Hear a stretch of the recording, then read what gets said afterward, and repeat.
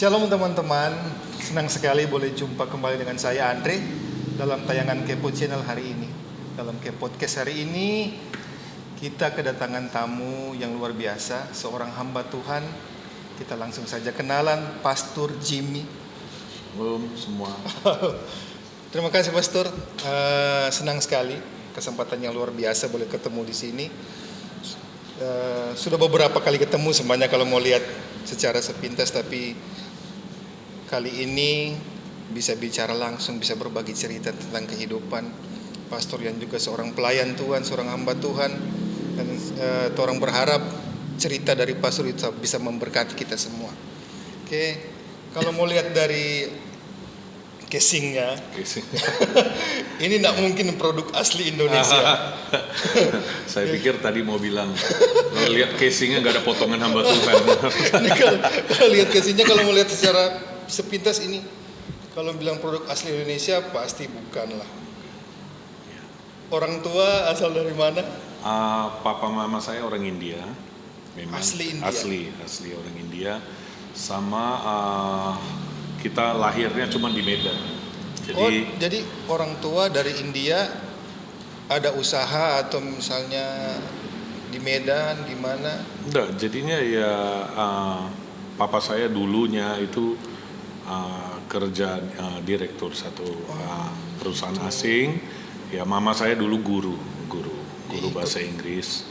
Nah, ya mereka sama-sama lahirnya di Medan, tapi kalau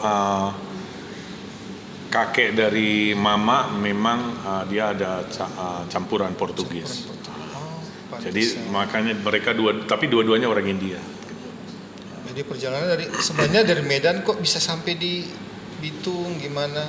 Ya, dulu kan besarnya di Medan. Di Medan. Sekolahnya di Medan. Sekolahnya sebenarnya selesai di Jakarta. Oh, Jakarta. Terakhir SMA kelas 3 saya selesaikan di Jakarta. Karena waktu dulu nakal, jadi rapotnya dibeli, selesainya di Jakarta. Karena di Medan kita udah kacau. Nah kebetulan papa saya jadi direktur satu perusahaan asing di Cilegon. Saya dititip di tempat paman saya waktu itu. Jadi rapotnya udah dibeli. Jadi kebetulan paman saya di Jawa, ya saya sekolah di sana jadinya. Jadinya ya selesainya SMA-nya di sana. Jadi dulu kan saya sempat dengar cerita, ini kan tadi kan Pastor sudah sentil nakal dulu. Terus saya pernah dengar cerita pastor yang lalu sebelum jadi hamba Tuhan pernah terlibat dengan dunia narkotika. Ya. Saya dulu bahkan jadi bandar. Jadi bandar sempat. Bandar juga pemakai. Nah biasanya orang itu kalau jadi bandar dia tidak pemakai gitu. Karena bahaya. Kalau orang itu dia bandar, dia pemakai. Barangnya bisa habis di dia. Nah biasanya ini bukan mengajarin. Tapi biasanya kalau dia bandar, dia nggak pemakai. Gitu. Nah saya bandar pemakai. Jadinya barangnya itu habisnya banyaknya di saya gitu. Jadi saya bandar, saya pakai sendiri. Ya, karena waktu dulu saya pakai narkoba. Saya dulu disebutnya di Medan itu disebutnya Jimmy gila karena mereka lihat cara hidup saya parah, saya hidupnya ancur-ancuran, dan juga cara saya pakai narkobanya itu no limit gitu. Saya kalau pakai berapa banyak pun nggak kerasa apa-apa. Jadi mungkin ya karena saya pernah sakit gejala autoimun. Jadi mungkin juga karena daya tahan tubuhnya berlebih atau bagaimana. Saya pakai berapa banyak, mereka sudah tepar, sudah jatuh, udah nggak bisa ngapa-ngapain. Saya nggak ngerasain apa-apa. Saya pindah ke tempat lain, begitu juga. Nah terakhir saya sampai kena saraf. Saya kalau jalan kaki sebelah sini ini udah nyeret. Jadi kalau udah waktu dulu kena. Nah waktu saya udah bertobat, ini pulih sendiri berjalan dengan waktu. Itu ceritanya gimana Pastor? Maksudnya kan semua punya cerita dari pastor nakal-nakalnya dulu jadi bandar, pemakai narkoba, sampai dipanggil Tuhan jadi hambanya itu gimana ceritanya? Ya, saya dulu lahirnya dari keluarga baik-baik. Nah, papa mama saya baik-baik, seperti kebanyakan keluarga biasa gitu. Hingga satu ketika waktu saya masih kecil, saya melihat papa saya itu jalan sama perempuan lain. Saya masih kecil, saya belum tahu itu salah. Saya lihat, jadi saya waktu dulu ditipu sama papa saya. Papa saya jalan sama perempuan lain. Saya waktu itu ikut dibawa naik mobil. Ini siapa papa? Masih umurnya mungkin masih kayak anak papa. Iya. Ini siapa? Oh, ini temannya papa.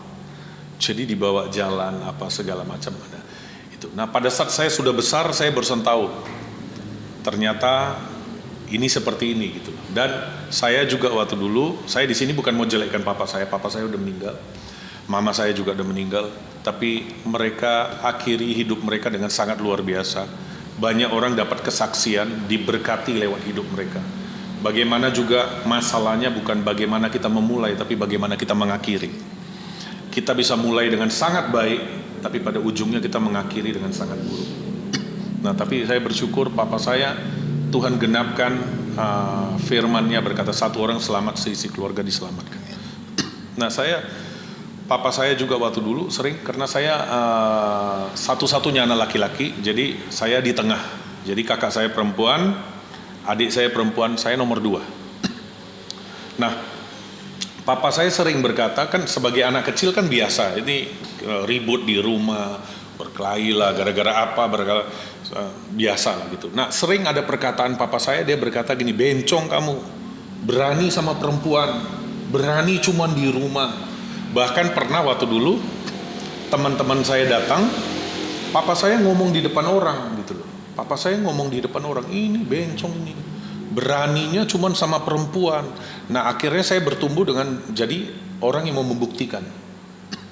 Saya mau membuktikan bahwa saya nggak takut di rumah. Saya bukan hanya berani di rumah, saya seperti itu. Jadinya saya singkat cerita, saya bertumbuh jadi anak yang sebenarnya saya kurang pergaulan, ya. Jadi saya itu haus akan penerimaan.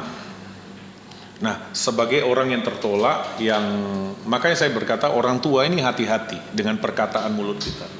Seringkali orang tua, terutama di Bitung ini segala macam, biongok ngana, ya toh, segala macam binatang, segala macam apa. Nah, itu berpengaruh. Alkitab berkata hidup dan mati itu dikuasai lidah. Siapa suka menggemakannya akan makan hasilnya. Jangan heran kita sebagai orang tua kita tabur kutuk, kita berharap kita menuai berkat, nggak bisa. Nah, kita harus hati-hati karena sebagai anak dia begini. Kalau orang lain ngomong, dia masih menganggap itu orang lain. Kau nggak kenal aku.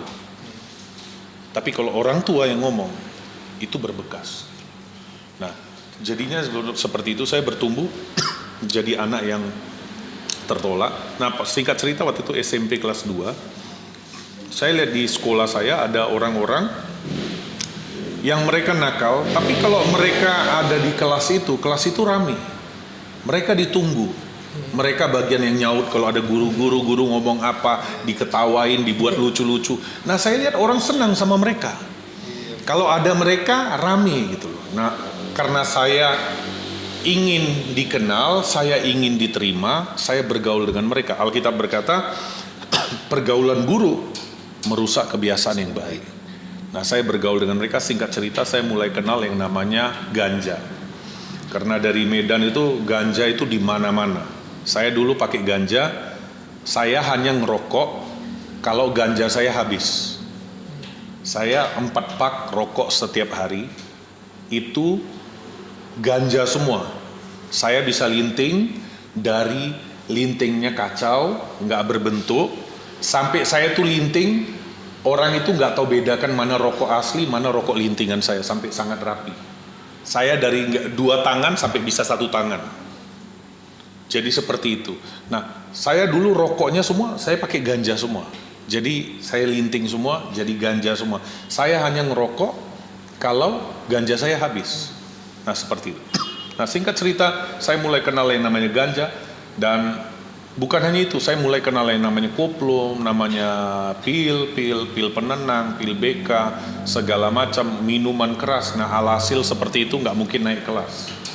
Nggak ada orang pakai narkoba itu berprestasi, nggak ada gitu loh. Jadi pastor bikin semua itu pas masih sekolah? Masih sekolah.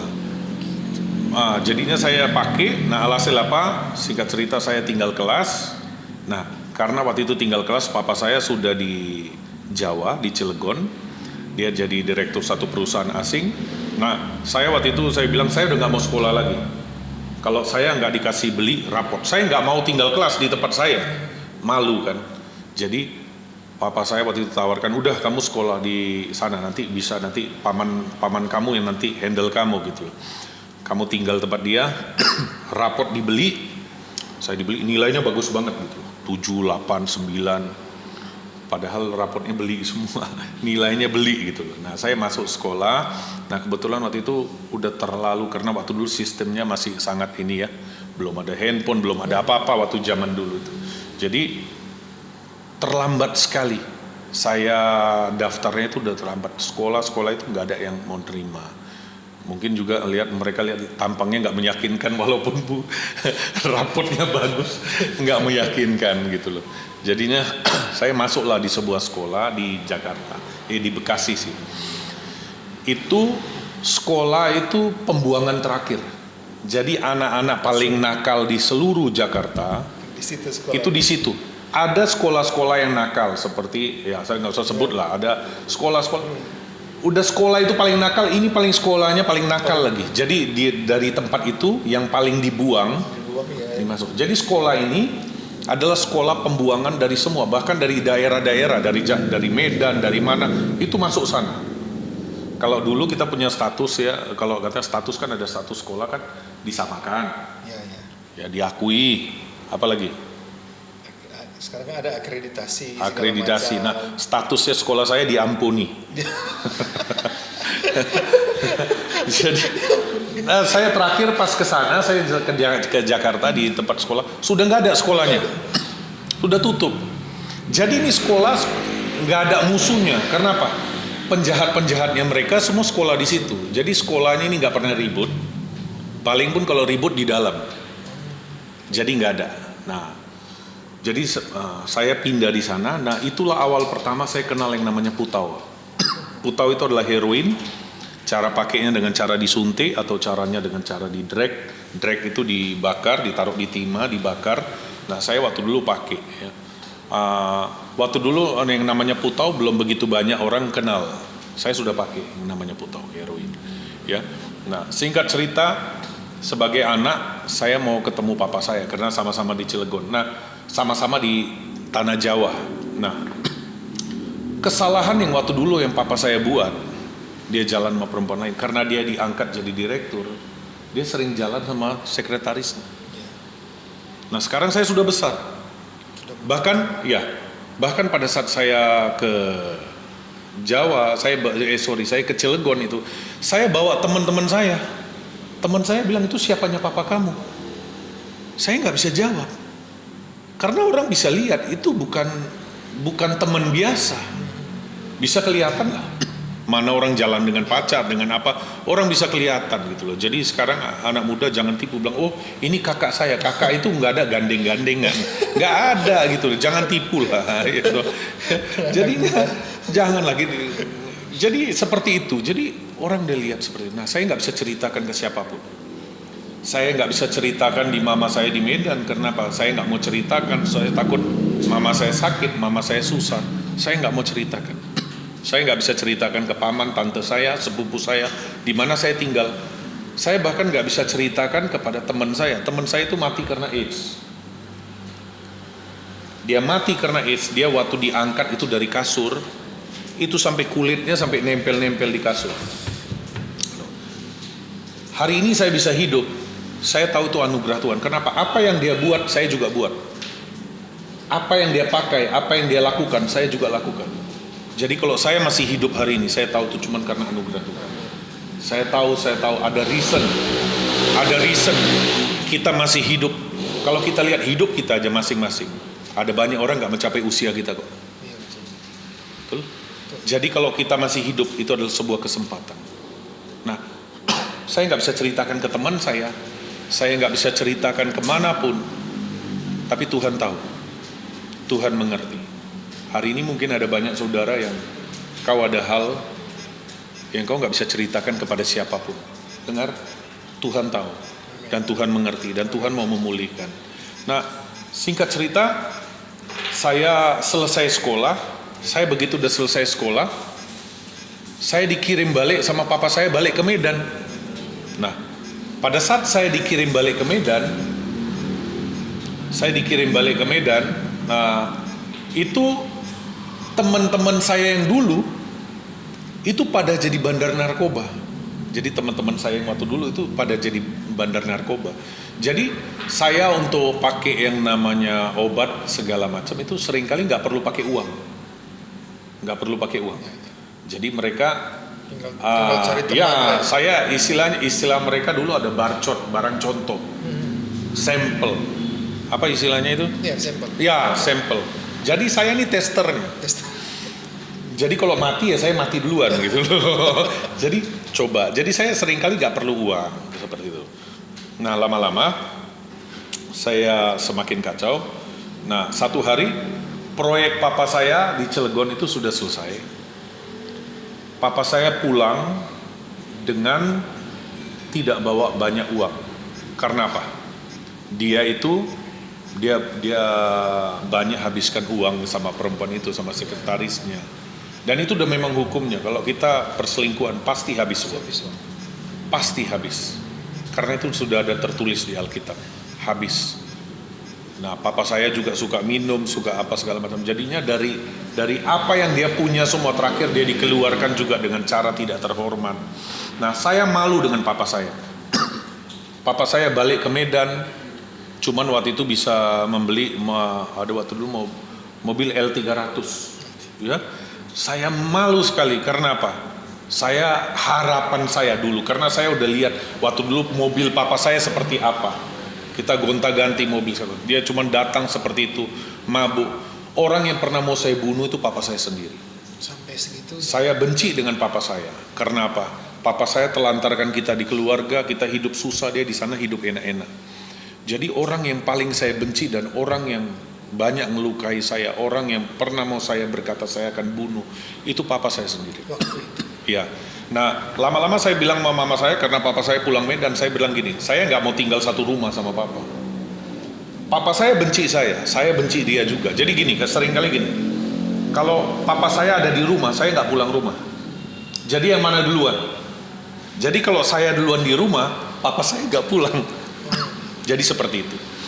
Nah, satu ketika waktu itu saya pernah lihat papa mama saya lagi ribut, saya pulang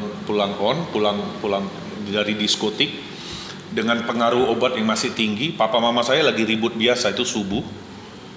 Saya pulang, saya lihat ribut seperti itu. Tiba-tiba saya bisa flashback. Saya pernah sebagai anak kecil, papa saya tuh pukul mama saya. Dan saya cuma di tengah antara papa mama saya sebagai anak kecil. Saya anak satu-satunya yang paling banyak lihat hal-hal yang menyakitkan. Dibanding kakak adik saya paling banyak. Jadi saya pisahkan. Ada banyak yang saya alami, yang saya lihat adik kakak saya nggak tahu. Saya yang pisahkan. Jadi saya ada banyak trauma, ada banyak luka. Nah, satu ketika saya bilang sama mama saya, Ma, saya nggak bisa tinggal serumah lagi sama papa. Saya takut satu hari saya bunuh. Terakhir saya sebagai anak yang barusan selesai sekolah, dikasih rumah sendiri. Nah, sebagai anak yang masih muda dikasih rumah sendiri semakin bebas, betul ya? Teman-teman saya pakai narkoba, bawa pasangannya, bawa perempuan yang nggak bener, segala macam itu di rumah saya. Rumah saya tempat party lah, tempat segala macam. Jadi kalau mau lihat seperti di film-film itu seperti itu. Di depan ini lagi begini, lagi apa? Di dalam bahkan saya nggak ada pun ada yang pakai kamar saya. Saya buka loh, udah ada orang. Jadi begitu, di belakang ada, sampai di toilet belakang WC ada. Jadi seperti itu. Jadi kadang-kadang mereka bawa teman. Jadi saya di Medan itu dikenal orang. Saya dulu pernah waktu kita di Semarang, saya kan pelayanan di rehab narkoba. Ada seorang artis Mungkin tahu Jupiter Fortissimo. Jupiter. Ya dulu, waktu zaman dulu itu ada Jupiter Fortissimo. Dia pernah kita undang. Dia kan waktu dulu banyak khotbah-khotbah di mana-mana segala macam. Dia diundang. Saya waktu itu temani. Nah waktu dia mau diantar balik ke hotelnya, saya bilang karena dari kesaksiannya dia berkata dia di Medan. Waktu itu saya tanya sama dia, kamu Medannya di mana? Di sini. Saya bilang, kamu kenal nggak yang namanya Jimmy Gila? Dia bilang, oh iya kenal. Dia bilang, siapa orang? Saya bilang, saya orangnya. Jadi seringkali nama saya orang tahu, tapi nggak tahu orangnya mana. Jadi cerita tentang saya itu di mana-mana orang cerita, karena saya di mana aja kacau, gitu. Jadinya seperti itu, saya hancur. Teman-teman saya pakai narkoba. Lama-lama saya mikir begini, daripada mereka beli narkoba di luar, mereka pakai di tempat saya. Bagus, mereka jadi pasien tetap. Mereka beli di tempat saya, mereka pakai di tempat saya. Saya juallah harta papa saya. Saya curi emas-emasnya, saya pikir gini, daripada lu habisin sama orang, gua habisin gitu. Jadi saya beli emas-emas papa saya, segala macam saya jual, barang-barang di rumah saya jual. Saya walaupun muda, saya jadi bandar. Waktu itu umur berapa, Pastor? Waktu itu umurnya masih belasan tahun, masih saya umurnya masih 18 atau Sudah 19. jadi bandar begitu? Ya, jadi saya waktu dulu ada bandar lain mau bunuh saya. Kenapa? Lapaknya dia saya ambil gitu loh, pasiennya dia pindah ke saya. Saya pernah dikejar pakai pisau. Jadi hidup saya seperti itulah, hidup saya kelam, hidup saya gelap gitu. Nah, saya pikir saya jadi bandar, saya bisa putar uangnya. Saya waktu jadi bandar saya terkenal, semua orang mencintai saya, semua orang menyayangi saya karena saya punya uang. Saya punya narkoba, semua orang nyari saya. Waktu saya habis, semua orang tinggalkan, itu dunia. Semua orang gak ada yang kenal. Waktu kita punya uang, semua orang ngaku saudara. Ya, saudara kita tiba-tiba jadi banyak. Waktu kita gak ada. Nah, karena saya waktu dulu, saya pikir saya bisa putar uangnya, ternyata gak bisa. Barangnya kepake sendiri, belum lagi utang budi. Dulu sering dikasih, sekarang kasih lagi, habislah. Nah waktu saya sudah habis, udah nggak punya lagi, saya nggak ada orang, semuanya menjauhi saya. Teman-teman semua orang tuanya larang mereka berteman sama saya. Teman-teman saya ini udah bandel, tapi orang tuanya masih takut dia berteman sama saya. Kalau saya datang rumahnya ditutup, tapi apa yang ditolak orang dikutip sama Tuhan. Apa yang orang berkata ini sudah sampah, orang berkata ini nggak mungkin bisa sembuh, Tuhan angkat. 22 Februari tahun 99 saya pulang ke rumah orang tua saya. Kenapa saya pulang ke rumah orang tua saya? Karena orang sudah berkata gini, Jim hati-hati lu jadi TO. TO itu apa? Target operasi. Karena saya nggak bisa bilang saya kumpul dengan orang seperti apa. Mereka ya itulah, mereka bersama-sama, mereka juga punya jabatan. Jadinya teman-teman saya bilang hati-hati. Saya hidup gak ada damai. Saya di mana-mana orang tolak. Saya seorang tidak inginkan. Di mana-mana saya sepertinya jadi beban. Saya tinggal di orang. Saya pindah sana, pindah sini. Gak ada ketenangan. Di mana-mana ditolak. Di mana-mana tidak diinginkan. Satu ketika 22 Februari tahun 99 saya pulang ke rumah orang tua saya. Kenapa saya pulang? Karena di rumah saya udah gak ada apa-apa lagi. Tinggal tempat tidur sama kamar mandi, gak mungkin saya jual. Udah gak ada apa-apa lagi, itu pertama. Yang kedua adalah tempat saya itu, orang tahu itu tempat orang ngumpul, tempat orang pakai narkoba. Nanti bisa disergap tiba-tiba. Jadi saya udah gak pernah tinggal sana. Selain itu banyak setannya, banyak orang lihat, ya memang bagaimana sering dibuat begitu, tempat gak bener, ya seperti itulah. Jadi saya gak pernah mau tinggal sana. Saya pulang 22 Februari tahun 99. Saya pulang ke rumah orang tua saya waktu itu jam 3 pagi. Saya ketok, pintu dibuka, saya coba tidur. Ini yang terjadi. Ketika saya coba mau tidur, tiba-tiba hati saya gelisah. Kamar saya gak ada apa-apa, kamar saya masih tetap seperti dulu, kamar masa kecil saya. Ada tempat tidur, ada meja belajar, gak ada apa-apa. Tapi hati saya gelisah. Ketika saya coba mau tidur, tiba-tiba ada satu suara ngomong. Suara itu muncul, dia berkata begini, hari ini kalau aku panggil kau pulang, kau kemana? Kalau hari ini nyawa kamu aku panggil pulang, kau kemana? Saya coba mau bantah suara ini, saya berkata, masih bisa ada hari esok, masih bisa begini, masih bisa begitu. Saya coba menghibur masih bisa begini, masih bisa begitu, saya mau begini. Tiba-tiba suara itu motong lagi, dia berkata gini, yang tentukan kamu masih bisa hidup besok, kamu atau aku? Ada nggak di antara kita yang tahu 1 jam lagi akan terjadi apa?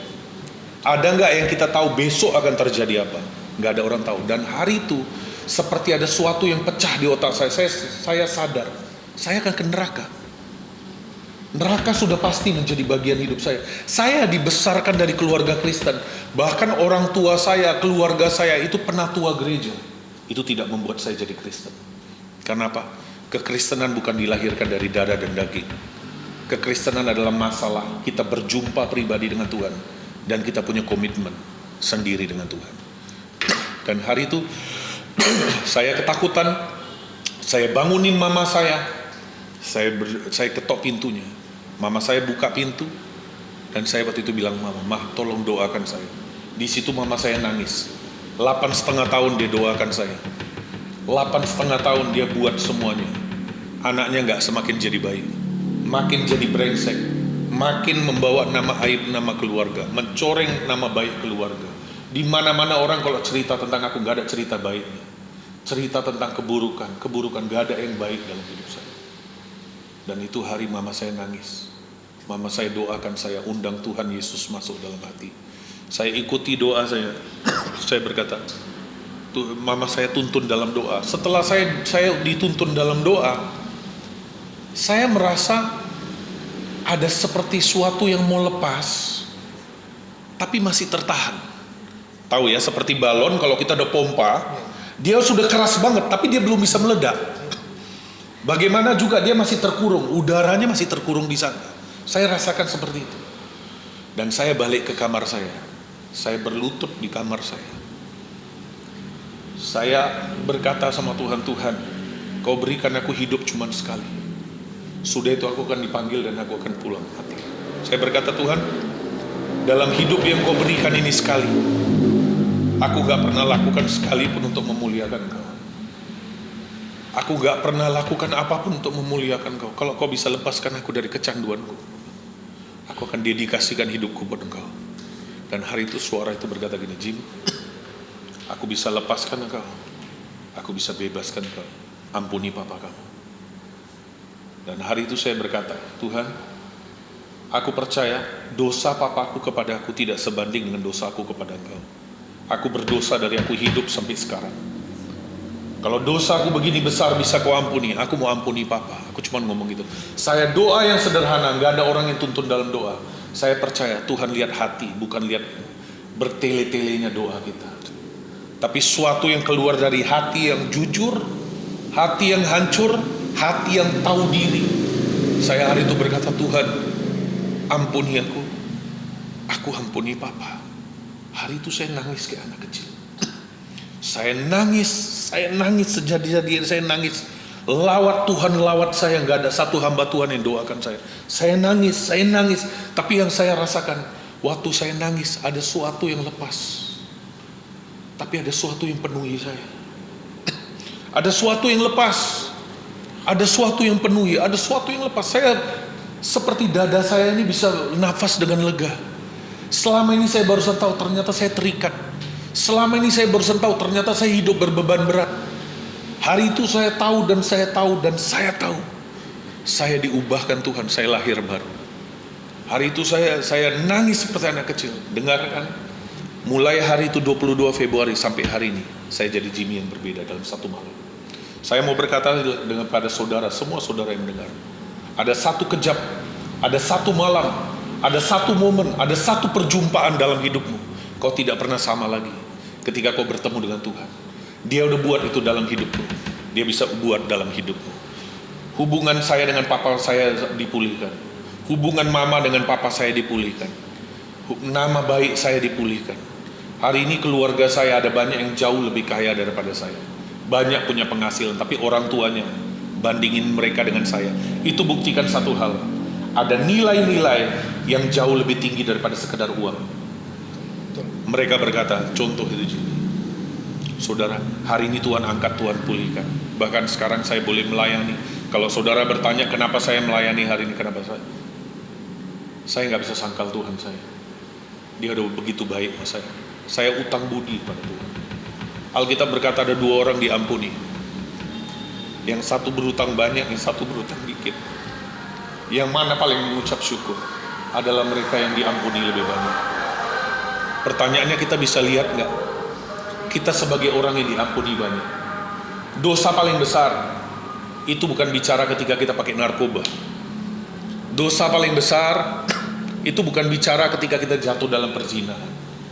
Tapi dosa paling besar sebenarnya yang sering kali kita buat, kita tidak mengasihi Tuhan. Alkitab berkata begini, dengar, hukum yang pertama dan yang terutama adalah kasihi Tuhan Allahmu dengan segenap hatimu, dengan segenap jiwamu. Detik kita tidak mengasihi Tuhan, sebenarnya kita bersalah kepada hukum yang pertama dan yang terutama. Kalau kita disingkapkan dan kalau kita bisa lihat sebenarnya kita orang yang diampuni, saya percaya kita akan jadi orang Kristen di atas rata-rata. Seberapa kau bisa lihat dirimu sebenarnya bobrok dan kau diampuni Tuhan, sejauh itu kau akan jadi Kristen di atas rata-rata. Ada orang, coba lihat, semua orang Kristen, mereka yang lebih sungguh-sungguh dibanding lain, mereka tidak lain dan tidak bukan adalah orang yang sadar diri bahwa mereka sebenarnya sampah yang diangkat Tuhan. Hari ini cuma satu saya mau bilang, saya ada cuma karena anugerah Tuhan. Dan saya hidup, saya mau berkata dimanapun kesempatan untuk saya beritakan, saya mau sampaikan. Kenapa? Saya berutang banyak dengan Tuhan. Saya dulu rusakkan banyak hidup orang. Dan hari ini saya mau berkata lewat hidup saya mau bawa banyak orang sebanyak mungkin datang kepada Tuhan. Amin. Itu proses yang luar biasa, Pastor. Amin. Merinding. Terus satu pertanyaan, Pastor. Pas Pastor mengakui kesalahan, minta doa ampun, misalnya hari ini berhenti juga make. Langsung rokok apa semua kan. Dan besoknya itu teman-teman saya masih datang pakai narkoba di depan saya. Itu dia. Mereka datang, dan kebetulan waktu mereka datang, bahkan mereka datangnya itu sudah tidak di rumah saya dulu. Karena rumah saya sudah saya tinggalkan, saya sudah di rumah orang tua saya. Mereka datang bisa pas orang di rumah lagi nggak ada. Mereka datang gelar narkoba, pakai di depan saya. Mereka hampir lihat saya, nggak pakai. Ini ada barang, nggak pakai. Enggak. Mereka bilang gila lu ya. Katanya nggak pakai. Aku bilang gini, habis itu saya biarkan waktu itu mereka pakai. Saya berkata kalian nggak akan lihat saya lagi. Saya udah berhenti. Mereka berkata gila lu mau berhenti katanya. Kau jangan gila katanya. Udahlah, kita kasih waktu kau katanya. 2 minggu. Kalau kau bisa berhenti, salut aku. Kalau bisa berhenti. Di situ saya bawa ke Tuhan. Saya bilang, Tuhan lihat, saya nggak sanggup Tuhan. Jujur, kau yang mampukan. Jadinya saya nggak bilang sampai sekarang, saya nggak bisa sangkal. Saya tahu rasanya. Kita nggak bisa sangkal. Kita ada memori. Iya, betul. Saya tahu rasanya rokok, saya tahu rasanya narkoba, saya tahu rasanya pakai morfin, saya tahu pakai heroin, saya tahu namanya pakai ekstasi. Saya tahu, saya nggak bisa sangkal gitu loh. Yang saya buat adalah setiap kali rasa candu itu muncul, saya ganti kecanduannya dengan saya menyembah Tuhan, saya baca Alkitab. Saya nyembah Tuhan, saya nyembah Tuhan, nyembah Tuhan. Saya baca Alkitab, baca Alkitab, baca. Sampai ini hari, saya baca Alkitab saya 80 kali. Dari Kejadian sampai Wahyu. 80 kali pasti. 80 kali. Lebih pun mas bahkan. Makanya kalau lihat Alkitab saya sudah mau hancur. Anda sering Tapi setiap kali dibuka selalu ada pewahyuan baru. Amin. Itu membuat firman Tuhan tidak terbatas. Amin. Saya baca, saya baca, saya baca, saya baca. Kenapa? Itu yang buat saya kuat. Itu yang membuat saya kuat sampai hari ini. Kalau bukan Tuhan, I'm nobody. I'm nobody. Aku bukan siapa-siapa. Yang buat jadi itu karena ada Tuhan. Itulah yang buat saya nilai. Kalau dia diangkat, ini cuma sampah. Ini cuma sampah. Amin. Luar biasa, Pastor. Ini jadi semacam tolak ukur sebenarnya untuk anak-anak muda ya, bahwa dosa itu sebenarnya kalau orang mau minta ampun sungguh-sungguh, dan juga satu hal pasti harus mengampuni. Yes. Terus Pastor, kenapa memilih Kota Bitung? Sebenarnya Bitung ini di mana aja saya nggak tahu awalnya. Saya nggak pernah tahu Bitung ini ternyata ada di peta. Iya. Jujur, Pastor saudara. kan dari kota Iya. besar ya, Medan. Dari Medan saya Jakarta, pindah Semarang. Semarang. Jakarta. Nah, waktu saya dari Medan, saya kan pindah ke Semarang. Kenapa saya pindah di Semarang? Kakak saya waktu itu dia jadi penerjemah hamba Tuhan yang ya Robert Liarden Ministry waktu itu. Dia ada, nah kebetulan dia melayani di gereja saya dulu di Semarang gitu. Dia melayani dan dia kasih kesaksian hidup saya. Bagaimana saya berubah segala macam. Nah itu di rehab narkoba. Jadi gereja itu punya rehab narkoba. Nah disitulah mereka berkata, undang adikmu jadi narasumber untuk jadi berkat buat orang-orang narkoba ini. Nah saya datang. Saya waktu itu belum tahu yang namanya panggilan suara Tuhan seperti apa, saya nggak tahu. Yang saya tahu cuma Tuhan, saya pingin kau angkat aku dari sini, aku mau bebaskan, aku mau kau pakai untuk bebaskan orang yang sama dengan aku. Itu aja. Saya datang, saya berangkat. 3 minggu saya di sana. Terakhir yang punya berkata, Jim, mereka diberkati dengan pelayanan kamu. Kamu mau nggak berada di sini? Saya bilang apa? Saya waktu itu kuliah kan. Saya kuliah. Saya berkata, saya sebenarnya bukan nggak mau. Saya takut yang saya ambil ini salah, nggak jalan Tuhan. Jadi saya berkata, saya nggak tahu lah ini bagaimana. Saya bilang, saya doa dulu karena saya takut saya salah gitu. Karena kuliah semua. Jadi artinya saya harus tinggalkan semua. Waktu itu saya cuti gitu. Pada saat saya balik ke Medan, saya terus teringat tempat itu.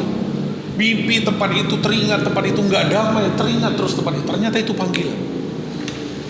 Ternyata saya dipanggil di sana. Nah singkat cerita, saya melayani di sana 8,5 tahun saya melayani. Mama saya doa 8,5 tahun. Saya melayani di sana 8,5 tahun. Nah sudah 8,5 tahun adalah tawaran waktu itu istri. Waktu itu udah sebenarnya ada orang udah tawarkan, ada banyak gereja tawarkan. Sudah bahkan dikasih tahu belum apa-apa, dikasih tahu perpuluhannya dulu. Perpuluhan saya kasih ke kamu. Nanti kasih gini. Saya bilang enggak lah, ini bukan dari Tuhan. Kenapa? Yang ditawarkan uang. Artinya saya melayani karena uang. Saya pergi, saya melangkah karena uang. Ini bukan Tuhan. Ditawarkan ada pengusaha, tawarkan juga di gereja yang kalau mau bilang sudah nyaman, sudah punya segalanya, bahkan mobilnya sendiri pernah parkir di depan rumahnya. Dia berkata, ini mobilnya siapa? Tolong geser. Orang berkata, Pak itu mobilnya Bapak. Dia sampai nggak tahu. Punya perumahan, punya speedboat, punya showroom mebel yang terbaik seluruh Indonesia, mebel jati.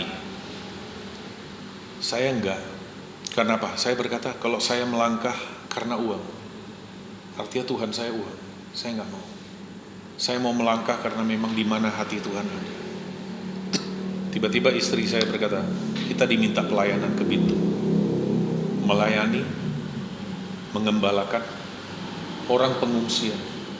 Waktu itu Dari tahun berapa Pastor? tahun 2008. Bekas ex pengungsian. Jadi itu rata-rata orang-orangnya adalah nelayan, kadang-kadang perpuluhannya pun ikan. Ini gerejanya masih, jadi seperti itulah, dikasih sederhana. Saya sementara dari gereja yang boleh dibilang salah satu gereja terbesar di Indonesia. Waktu itu saya di Semarang, gitu loh. Itu tiba-tiba masuk di tempat ini. Buat saya itu saya waktu pertama itu seperti shock juga, kayak langit dan bumi gitu loh. Nah, tapi saya tahu sekarang kenapa saya dipanggil Tuhan di tempat ini. Saya tahu. Waktu dulu akhirnya saya melangkah, tapi ketika ditawarkan waktu itu melayani orang pengungsian, hanya orang gila yang berkata melayani pengungsian akan jadi kaya. Enggak. Saya enggak melayani karena itu. Saya melayani karena di mana hati Tuhan mau. Saya melayani. Dan hari ini kalau mau jujur, saya tidak kekurangan. Bahkan saya berangkat ke bangsa-bangsa, saya khotbah di Israel. Saya enggak pernah bayangkan pecandu narkoba seperti saya, orang sampah masyarakat, orang gak berpendidikan. Alkitab berkata gini, apa yang mata tidak pernah lihat, apa yang telinga tidak pernah dengar, bahkan apa yang tidak pernah timbul dalam hati kita, Tuhan sediakan bagi orang yang mengasihi Dia. Saya alami. Saya khotbah di bangsa-bangsa, saya sampai ke Filipina, kemana-mana. Saya gak pernah terduga. Saya waktu di gereja besar, kota besar, saya nggak pernah ke luar negeri. Artinya gini, Tuhan mau berkata, nak, kalau aku mau memberkati engkau, nggak perlu dari tempat besar. Dari tempat kecil aku bisa pelihara engkau. Dari tempat kecil aku bisa buat kau jadi besar. Bethlehem Efrata di Alkitab berkata, hai Bethlehem Efrata, janganlah engkau merasa kecil. Kenapa? Daripadamu akan lahir juru selamat. Bethlehem Efrata memang kecil. Tempat ini Bitung kecil. Tapi kalau ada Tuhan, ini jadi besar. Jadi situ Tuhan bilang, nak, untuk kau jadi besar, tidak perlu seperti cara pikir orang dunia, harus di gereja besar, harus di kota besar. No. Kau punya Tuhan yang besar, nak, kata Tuhan. Kalau kau punya Tuhan yang besar, kau bisa jadi besar. Itulah yang buat saya melangkah. Luar biasa. Amin. Kalau misalnya mau flashback ke yang teman-teman yang lama, masih sering ada hubungan, masih pernah ketemu, lihat pastor yang sekarang, Ya. gimana? Teman saya pada mati, banyak yang mati, banyak yang dibunuh, ada yang jadi gila, ada yang ya masih ada sampai sekarang. Tapi saya bersyukur, seharusnya saya salah satu dari itu. Saya salah satu Sudah dari itu. pernah ketemu dengan mereka? Dari Facebook, dari apa? Ada yang beberapa masih sempat ketemu. Saya pernah waktu itu teman-teman saya, mereka ada di Medan, mereka ada di Batam dan ada yang di Singapura. Mereka patungan nih uang tiket, beli saya tiket dari sini hanya untuk mendengarkan kesaksian. Jadi mereka ada yang bukan orang Kristen karena mereka nggak percaya orang sebejat seperti saya bisa bertobat. Sampai uang tiket mereka bayar. Mereka berkata, lu dulu hidup lu hardcore banget katanya. Orang seperti lu bisa bertobat. Mereka bayar tiket, bayar, dikasih apartemen saya tinggal di Singapura. Jadi mereka sampai undang. Karena mereka, bahkan ada teman saya waktu itu dia ada agama Hindu. Agama apa, dia minta didoakan. Dia bilang, Jip, kau kan orang yang dekat sama Tuhan, tolong doakan saya. Wow. Karena apa? Dia lihat buah. Waktu dulu dia lihat saya hancur sekali. Karena dia lihat buah, ketika saya bersaksi, dia lebih keluar air mata. Dijamah Tuhan. Dan dia berkata, tolong doakan aku dong. Kayak Tuhan, sebenarnya kalau mau lihat Tuhan itu recycle. Dari sampah.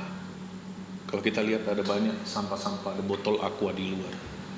Kadang-kadang ada yang nasibnya nggak baik, sudah memang hancur, udah dipenuhi pasir, ditendang sana sini, dijadikan permainan orang. Tapi satu hari ada tangan pemulung itu ambil. Dia ambil, dia bersihkan sampah. Ketika dia bersihkan, dia recycle.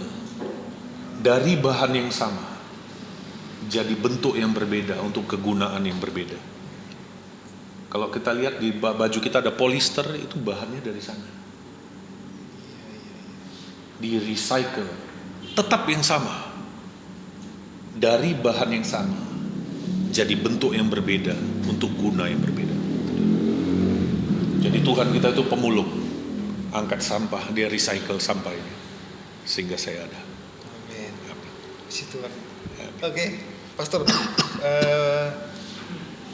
Yang terakhir, Pastor yang sudah dipakai di kota Bitung, harapan paling yang Pastor pingin ini kota Bitung itu jadi kota yang bagaimana? Kota yang dimana orang setiap kali ingat Bitung, orang berkata ada Tuhan di sana. Amin.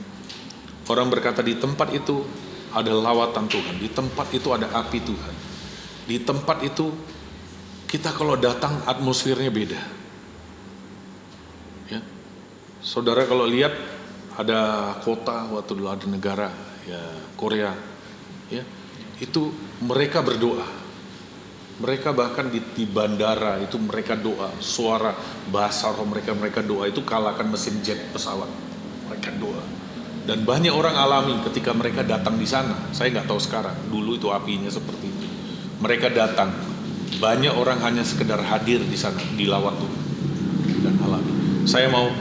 Saya tahu destiny kota ini. Kota ini dikatakan apa? Seperti Bethlehem Efrata. Walaupun kecil, tapi ada Tuhan. Amin. Walaupun kecil, ada Tuhan. Kita ada kesempatan di sini.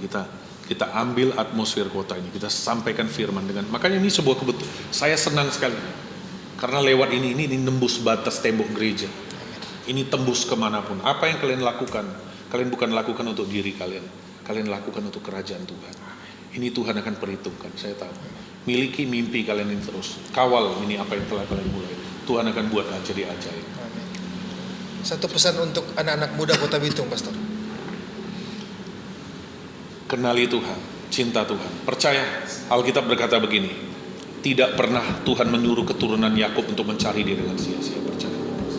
Sehebat apapun mimpimu, sehebat apapun pencapaianmu, kalau kau nggak punya Tuhan di situ, semuanya akan sia-sia. Kenali Tuhan, kenali Tuhan. Percaya, Tuhan kita itu Allah yang maha besar. Tuhan itu Tuhan yang besar. Tidak mungkin kau menyembah Tuhan yang besar, kau jadi kecil. Nggak mungkin. Amin. Kenali. Masalah yang buat beda adalah apa? Kau cuma sekedar. Yang buat Kristen satu dengan Kristen yang lain beda apa? Yang satu Tuhannya cuma cadangan. Tapi yang satu Tuhan itu segalanya buat kita. Hari ini saya mau berkata, kalau kau mau kenal Tuhan, jebur-jebur sekalian. Atau tidak sama sekali. Kalau kau mau ikut Tuhan sama sekali. Sepenuhnya. Kau akan lihat Tuhan juga all out dalam hidup. Dengar, Tuhan itu seperti air dan minyak. Ya, seperti air. Dia selalu mengalir ke tempat yang bawah. Semakin kau merendahkan diri, semakin kau berkata, aku butuh Tuhan, dia penuhi kau. Kalau kau datang, kau bawaannya leper, dia hanya bisa penuhi kau seleper, sesendok. Kenapa ada orang Kristen yang lain punya kesaksian? Kita Tuhannya sama, Alkitabnya sama, Roh Kudusnya sama. Yang buat beda apa? Hatinya. Yang satu kau berikan hati yang sempit, yang satu dia berikan hati yang lebar. Buka hati sekalian lebar-lebar. Generasi muda, saya percaya di akhir zaman Tuhan akan bangkitkan, baca di Alkitab, generasi Yoel, dia akan bangkitkan justru anak-anak muda. Tapi diperlukan anak-anak muda yang berkata, "Here I am, ini aku Tuhan, pakai aku. Aku bukan orang yang punya, aku bukan orang yang hebat." Tuhan gak pernah cari orang yang hebat, Tuhan gak pernah cari orang yang mampu, tapi Tuhan cari orang yang mau. God does not call the qualified, but He qualifies who He call. Tuhan gak panggil orang yang mampu, tapi Dia memampukan siapa yang Dia panggil. Kalau kau hari ini di dalam hatimu berkata, Tuhan ini aku. Saya percaya bahkan ketika kau dengar podcast ini, Tuhan ada di tengah-tengah kau. Ketika kau dengar ke podcast ini, walaupun nanti podcast ini sudah lewat, sudah jadi rekaman, dengarkan, kau doa, kau berkata, Here I am Tuhan. Saya percaya di tempatmu masing-masing, ketika kau dengar, Tuhan akan turun dan melawat engkau dan mengubahkan hidup. Pastor, yang terakhir, Yes. sembahyang ini tidak ada di konsep sembahyang sih, tapi bisa nggak berdoa untuk kita? Memang tadi Tuhan taruh. Amin. Amin. Memang tadi Tuhan taruh, dari awal Tuhan berkata, doakan. Doakan. Amin. Boleh sekarang aja? Mari saudara. Saudara kalau tahu sebenarnya Tuhan hadir di tempat ini, bahkan di tempat ini sekarang di tempat ini. Mungkin matamu tidak melihat, telingamu tidak mendengar, tapi Dia lebih nyata daripada pakaian yang kau pakai pada saat itu. Dia lebih nyata daripada udara yang kau hirup. Tuh, dengar, saya merasa Tuhan seperti gak sabar untuk melawat engkau. Diperlukan hati yang berkata, aku mau Tuhan, ini aku. Jadilah orang yang berbeda. Terlalu banyak orang yang nolak Tuhan, terlalu banyak anak muda yang cuma hidup sekedar jadi anak Tuhan yang berbeda. Maka kau akan dibedakan dalam segalanya. Ketika dia lahir, karena tidak ada tempat, dia harus lahir di kandang domba yang hina, karena tidak ada tempat yang buka buat dia. Tapi hari ini dia mau lahir di hatimu. Dia mau menjamah engkau, dia bahkan mau membuktikan dia Tuhan di tempatmu masing-masing. Kalau kau hari ini belum pernah mengundang Tuhan sebagai Tuhan dan Juru Selamatmu, saya cuma mau berkata, this is the time, ini waktunya. Saya percaya kalau hari ini, detik hari ini, Tuhan bisa buat yang sama dalam hidup saya. Tuhan bisa buat yang sama dalam hidupmu. Dalam satu malam, sampah. Dalam satu malam, apa yang orang berkata tidak mungkin, orang berkata sampah, orang berkata orang seperti sebejat dia, tidak mungkin. Hari ini saya kemana-mana nyampaikan kebenaran. Saya lihat bagaimana Tuhan memberkati hidup saya. Hari ini dengar, Tuhan mau buat percepatan dalam hidupmu. Kekristenan bukan dilahirkan dari orang tuamu. Alkitab berkata apa yang dilahirkan dari daging adalah daging, tapi apa yang dilahirkan dari roh adalah roh. Orang tuamu, orang tuaku cuman bisa melahirkan kau secara daging. Secara roh kau perlu lahir baru. Dengan cara apa? Alkitab berkata begini, dengan hati orang percaya dan dia dibenarkan, dengan mulut kau mengaku dan kau diselamatkan. Di tempatmu masing-masing, kalau kau belum pernah, kalau kekristenanmu hanya karena kau ikut orang tuamu Kristen, belum pernah secara pribadi kau undang Tuhan, saya percaya dia ada di tempat ini. Dia ada di tempat ini. Bagi kau yang berkata, Tuhan aku mau mengundang kau, kau ikuti doa saya, ikuti doa saya. Karena Alkitab berkata begini, dengan hati orang percaya dan dia dibenarkan, dengan mulut kau mengaku dan kau diselamatkan. Ikuti doa saya, katakan, Tuhan Yesus, Tuhan Yesus, aku mengundang Engkau aku mengundang Engkau hari ini, hari ini, saat ini, saat masuk dalam hatiku, masuk dalam masuk dalam hidupku. masuk, Ubahkan aku Tuhan, bahkan ampuni aku Tuhan, ampuni, pakai aku, pakai, tulis namaku tulis nama dalam kitab kehidupan. dalam kehidupan. Terima kasih Tuhan, Terima kasih. jadikan aku ciptaan yang baru. Jadikan aku ciptaan Yang lama sudah berlalu, yang sudah sungguhnya sesungguhnya yang baru sudah datang. yang baru sudah datang. Tuhan, aku mau berdoa buat tempat ini, aku mau berdoa buat anak-anakmu di dalam nama Tuhan Yesus. Apa yang mereka mulai, apa yang mereka lakukan ini menjadi senjata Tuhan. Bahkan hidup mereka seperti mata-mata baja yang ditempah Yes. menjadi senjatanya Tuhan. Amin. Di dalam nama Tuhan Yesus, kau lihat kerinduan hati mereka, kau lihat jeritan hati mereka. Tuhan akan bangkitkan generasi Yoel. Tuhan akan bangkitkan sebuah generasi yang punya jeritan di dalam hati mereka. Tuhan, aku inginkan Engkau, aku inginkan Engkau. Hidup cuma sekali, hidup cuma sekali. Sesudah itu kami dipanggil. Tapi dalam hidup yang sekali ini kami mau tukar untuk kemuliaan nama-Mu. Amin. Ini kami Tuhan. Yesus. Tuhan, dia ada di tengah-tengah kita. Amin. Tuhan, lawat Tuhan. Mau berdoa, Terima kasih. lawatan-Mu turun dalam hidup mereka. Lawatan-Mu turun ketika mereka di kamar mereka. Lawatan-Mu turun ketika mereka di motor. Lawatan mereka turun ketika mereka di rumah mereka. Lawatan mereka turun. Lawatan-Mu turun ketika mereka di gereja. Lawatan-Mu turun ketika mereka melayani Engkau. Itu turun di dalam nama Tuhan Yesus. Aku berdoa, make the difference Lord. Buat perbedaan. Buat mereka dibedakan dengan bangsa yang lain. Buat mereka dibedakan antara orang yang mencintai Engkau, antara orang yang menyembah Engkau dengan bukan. Dalam segala aspek dalam hidup mereka. Dalam studi, dalam pekerjaan, dalam pelayanan, dalam rumah tangga. Hadir Tuhan dan bedakan hidup mereka. Terima kasih yang mau berdoa lewat hidup mereka. Banyak jiwa dimenangkan. Lewat hidup mereka, bahkan keluarga-keluarga mereka dimenangkan. Di dalam nama Tuhan Yesus. Amin. Amin. Wow. Amin. Amin. Terima kasih banyak Pastor. Pastor, sama-sama Tuhan Tuhan berkati. Yesus memberkati Amin. pelayanan pastor bersama Amin. keluarga. Amin. Saya rasakan loh, dari tadi waktu ngomong tuh Tuhan hadir. Dia hadir, dia hadir, dia ada.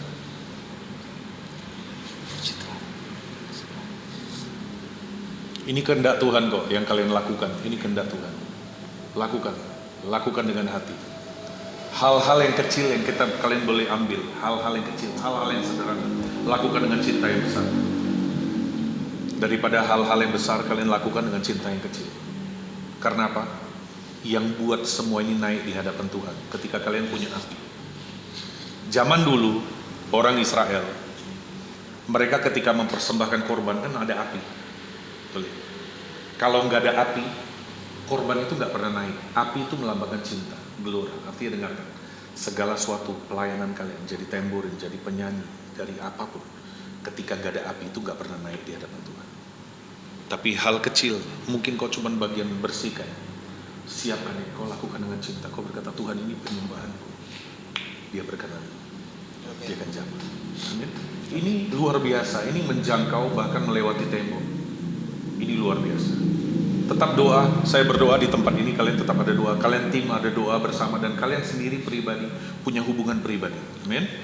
Karena ketika kalian punya hubungan pribadi, kalian baca Alkitab, kalian punya hubungan pribadi, itu membangun wadah kalian untuk Tuhan bisa memberkati dan memakai. Ya, saya seperti tadi saya berkatakan, saya baca Alkitab hampir 80 kali, udah lebih saya baca. Dan itu menjadi wadah. Kalian nggak ngerti firman Tuhan, nggak apa-apa, baca. Nggak ada dibilang ngerti dulu baru baca, nggak, baca dulu baru Tuhan akan kasih mengerti. Amin. Pekerjaan Roh Kudus mengingatkan. Jadi kalian baca, nanti Roh Kudus bisa ajar. Lewat orang, lewat khotbah, lewat suara hati, lewat mimpi, lewat pelayanan malaikat, lewat apapun bisa terjadi. Pokoknya kita lakukan bagian kita, Tuhan lakukan bagiannya. Amin. Amin. Tuhan Yesus memberkati. Amin.